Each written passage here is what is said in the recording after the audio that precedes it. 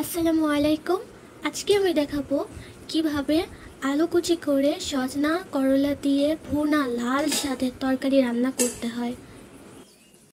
প্রথমে দিয়ে দিব 3 চামচ পরিমাণ লাল কাঁচা লঙ্কা, এরপর দিয়ে দিব পেঁয়াজ কুচি আর 3টা কাটা কাঁচামরিচ, 3 চামচ তরকারি অনুযায়ী স্বাদমতো লবণ, হাফ চামচ রসুন বাটা, চামচ জিরা, হাফ চামচ ধনিয়া জিরা, হাফ চামচ হলুদ, 3 চামচ পরিমাণ তেল। মশলাগুলোকে ভালোভাবে মিক্স করার জন্য আমি হাত দিয়ে ভালোভাবে নেড়েচেড়ে দিচ্ছি। আর অবশ্যই আপনারা সাবান দিয়ে হাত ধুয়ে নেড়েচেড়ে নেবেন।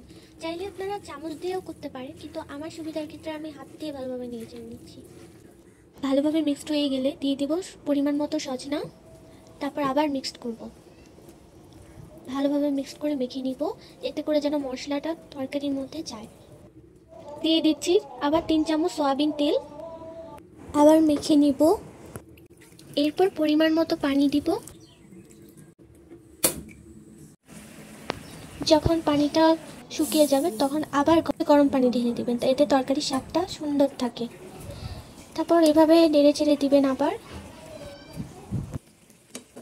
ঝাল লবণের পরিমাণ যদি একটু কম বেশি হয়ে যায় তখন আপনারা আবার ঝাল লবণ দিয়ে দিতে পারেন। এই হয়ে গেল আজকের রান্না।